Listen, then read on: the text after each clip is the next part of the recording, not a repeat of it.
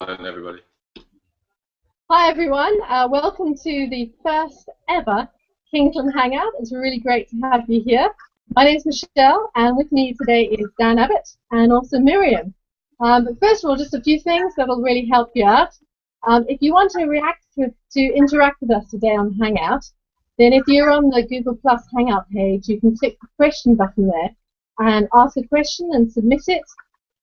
You can take a look at what is already there. Hopefully there'll be some questions popping up.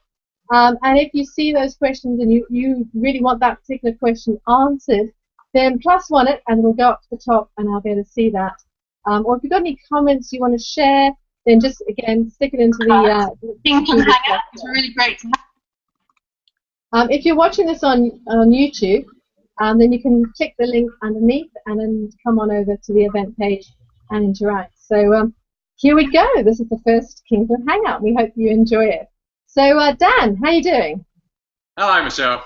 Yeah, I'm very good. Thank you very much. Yeah, we've got a really exciting week for this first Kingsland Hangout.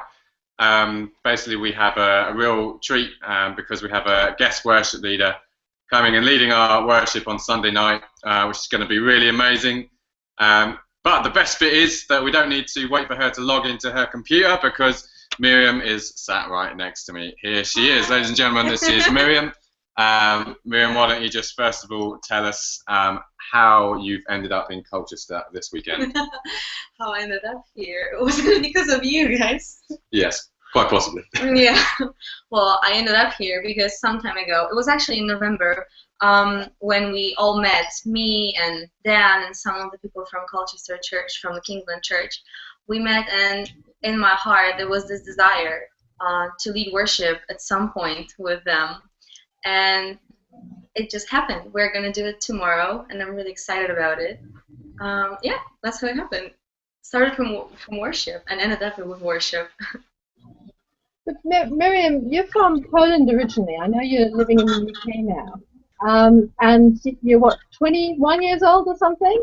Yes, I'll be 21 in September. Can't wait for that. But how come you got to be a worship leader? How did that all come about? Well, I grew up with my parents who were worship leaders. My dad was always in church. My mom was always in church. So I kind of didn't know the life outside of the church and outside of worship or outside of the music. When I was 7, they made me play piano, which I really didn't like from the beginning. But then when I finished the music school, I just fell in love with it. And it was something natural. It wasn't something that I planned. It wasn't like a day that I would wake up and say, today I think I'm going to become a worship leader. It just happened naturally. I was in a worship team in Poland, and then, yeah, everything just falls into one piece, and here I am here. Brilliant. And I'm a bit sort of unclear about the church in Poland. I get this sort of, well, I have this really sort of stereotypical view that the church in Poland is like really all Catholic and traditional, and so it's really surprising to have a young worship leader like you. Am I wrong about the church in Poland? Is it different? Is it like contemporary and modern in the way that we know it here in the UK? You are wrong indeed. It's passionate. It's really crazy in love with God. And basically, the fact that I am who I am and that I am in the place I'm at right now, it's because of the church in Poland. It's because of the people that were raising me. It wasn't only my parents. It was mostly them. And of course, thank God for my amazing parents for their patience. But it was all the people, my pastor, my friends, their friends. It was like we were all big family, and they were all always passionate about God. So it was so hard not to get this passion from them. And this is what the church in Poland actually is. And right now, since probably a few years, we get more young people who would lead worship, who would take the stick and just lead the rest of the generation, which is just amazing. Brilliant. So Dan, you go for it, Dan. So I have a question because those of you that might know, I play drums in the worship team. So I'm always interested to know, as a worship leader, where do you get your inspiration? So if you were going to lead a worship set, what kind of music do you listen to? What kind of worship do you like listening to? You had to do that. Well, here we go. Miriam loves to listen to Bethel, and everybody who knows me knows this kind of fact that, yeah, everything that happens in Bethel is my giant inspiration. I love their music. I love Jesus culture. IHOP, all those kind of events. And yeah, this is my inspiration, but also, and basically, no, I think it's mainly, the main inspiration is my life and everything I'm going through with God. And then He's connecting that with people who make music. And since about 2 years, I think, it's mostly Bethel and Jesus culture and IHOP and leaders from those places. Awesome. Question answered. Miriam, I was looking at your blog the other day. You have an amazingly honest blog that you write on sort of occasional basis, and you talk in there very sort of openly about kind of the struggles and things that you've been through. And I found this one under your blog post, which is titled "Never Give Up," and you said there, no matter how many times your ideas, sorry, I get this right. No matter how many times your ideas you fail, no matter how many times you make a mistake, God gives you a gift so you can develop it. Just tell us about that. You know, sort of, what has God been teaching you as you've been sort of journeying through and learning about, you know, life?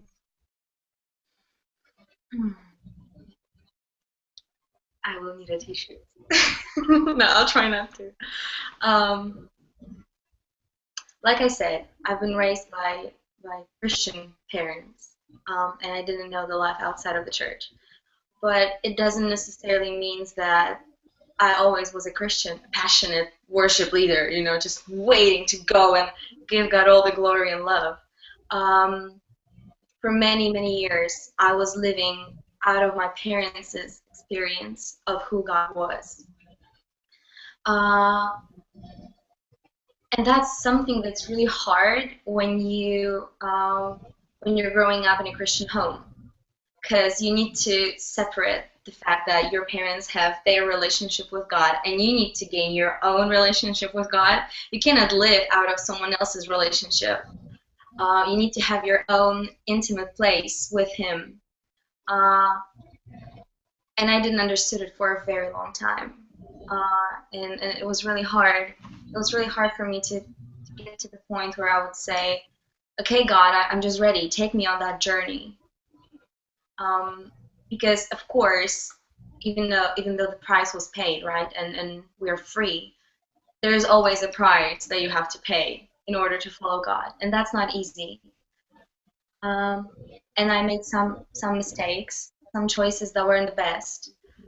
But it didn't stop God from like waiting for me with those arms stretched wide and being like a father, like, Miriam, I don't really care about the past. I don't really care what happened. I am here waiting for you. Just please come. And that actually happened like last year. It was 2 years. Last year. It was last year. It happened, and that was my time. I knew this is the time that God set up for me to get to know His heart, to get to know who He was, to get to know His voice, to be able to accept that He has plans for my life. And they're not worse, and they're not even equal to what I have. They're way better, way beyond my mind. So yeah, what I said is basically everything I write on my blog, I write out of my own life. I'm not trying to paint it more beautiful than it actually is. I'm just writing straight down as it is. And some of the stories are really crazy, but they're true. And that's what life with God is. It's a roller coaster. It's ups and downs. It gets really crazy intense, and sometimes you just grab your head thinking, what is it? I never signed up for it. But everything has a reason to be in our life. And it doesn't matter how many times you fall, how many mistakes you've made. God is always there with His arms stretched wide, and He's always waiting for you. It's up to you to make the decision. Do you want to pay the price and get to know His heart? And that's the best journey you can have. That's amazing. I just love the way you describe that. That's fantastic. True. Cool. I have another question then. So you're in Colchester for this weekend, leading worship. How come you're in the UK at the moment? What's going on with you at the moment? After traveling all around the world and still having been in so many places, I am in UK basically for university. Although when I came here, my first stop was Colchester and Kingsland Church, and there was this 24-hour worship going on throughout the weekend, and it was like a prayer for Europe. And I just rang my mom. I said, "Mom, you know, I love my university and I'm definitely here to study, but I really have the feeling that God put me in that place because of worship." I'm like, "I just love it. I'm here for worship and school is additional." She was like, "I'm happy, but remember, stay focused. You need to study." I was like, yeah, but you know what? That worship."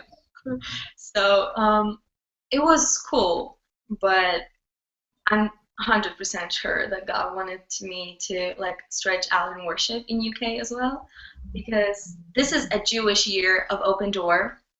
That's the meaning of that 2014 years, 14 year, and I can really see that in my life. It's just so many doors is open. It's like I could never expect that, and it started in Kingsland, Colchester, and tomorrow is going to be Kingsland, Colchester, and I know God has so much more, but, well, I'm here, I can say I'm here mainly for university, but there's always more. It's not just that. Amazing. Love that. Michelle? Miriam, when we were talking last night, you mentioned that you're heading off to the States for the summer. What's happening over in the States for you this summer? I'm going home. I mean, the second home, or the third one, or the fourth, or just one of the homes. Yes, I am going back to America, finally, after 4 years. I've been in America before when I was 17. I've been living there for a year. I graduated from American high school. I lived in Kansas, Baileyville. And I'm going back this summer. I'm going first to Chicago, and then I'll do the internship there with a wonderful church called City Light Church. And from there, I'm going to Bethel, California to do the worship school, which I'm so excited about. And it also involves Kingsland Church. How's that? When I came here in November, I met Ben Lasky, who will co-lead worship with me tomorrow. We love Ben Lasky. We do, Ben. You're amazing. Yes. Ben is a passionately worship leader. He just, I love how he leads worship. And I met him, and he had no idea who I was. You know, he just saw me for the first time, and basically one of the first sentences he said to me, he was like, "Do you know what was Bethel?" And I was like, duh, I know what it is. And he was like, "Well, this is your path. You have to go to that worship school." And he had no idea, but that was the dream in my heart, deep, deep, deep, deep inside, that I had for over 6 months. But at some point, I just let it go. I was like, I'm not good enough for worship to worship in Bethel. You know, it's like, you know, the big thing. I'm not good enough to go there. So I just put it away. And through Ben, God kind of reminded me, he was like, "Miriam, get your eyes out there and get back to that dream, because that's actually my plan for your life, and you're like going not the right direction." So yeah, see, Kingsland is always involved, I guess. Excellent, I love it. Me too. That's brilliant. Dan, you've been hanging out with Miriam today. Tell me, as a worship leader, and you obviously the drummer, how have you found it? Does she come to the music from a different angle? Well, Miriam is fantastic to work with, just from the bottom line that she is incredibly spirit-led, which as a drummer, particularly a worship drummer, is really, really cool, because I think sometimes a lot of focus can be placed on songs and arrangements. These are all important things, but actually it's the heart of God that we want to try and seek after. And Don't mind saying this, Miriam is one of the best I've seen at doing that. I first met her in Poland with a team from Kingsland, and that was last September. Yeah, it was an amazing event, loads of amazing worship moments, and yeah. Really loads. They were going at it. I mean, we do 24-hour events. These guys do 7-day events. Are you kidding, Miriam? 7 days? That is just huge. 7 full days of. What does 7 days worshiping look like? Do you stop at all? Not at all. Not at all. Worship never stops. There you go. So when we saw that, when we kind of met with Miriam, me and the other guys from the Kingsland team that were there, it was great to make contact, not just with Miriam, but with other people from her church as well, who have since come over since that event. So yeah, we just really love the connection that we've got there, and the passion and the heart that they bring to worship. So yeah, when the opportunity came to get Miriam to Colchester to lead, then yeah, we both thought it was a good idea. So yeah. Brilliant. So if people are coming tomorrow night, what can they expect? Heaven. Heaven. What else? There's nothing else to expect. I've been dreaming about tomorrow, and I am so excited because we will get to lead worship not as worship leaders or a bunch of great musicians or singers, but basically we'll get to lead the worship as friends, and some of them, like guys, were friends for years. Some of us were friends for months, but it doesn't matter. But we will just get there before the Lord and pour our hearts, pour the love that's inside of us. And it's just like, it's in me. I can say about me, right? It's just trembling inside. It's like, it just screams to go out. So I really cannot wait for tomorrow. And I am expecting great things. And I think that, you have to expect great things in order to see them. You cannot expect, it's going to go somehow. No, I'm not satisfied with somehow. I want to see heaven on earth. It's like, it's this basic prayer that you're learning when you're a child, that you want to see God's will on earth as it is in heaven. And I don't want to go below that level, so I'm expecting great things. And I know God will show up because He loves that. He's like, I think He's really passionate about our hearts, about His little kids, being in this little earth and just giving Him the love that's inside of our hearts.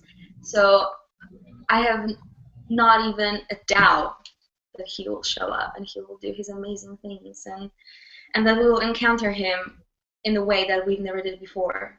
Oh, I'm so ready for it. So ready for it. Like, oh, I was just saying yesterday, I was like, I wish we could have Sunday tonight, tomorrow, and on Monday.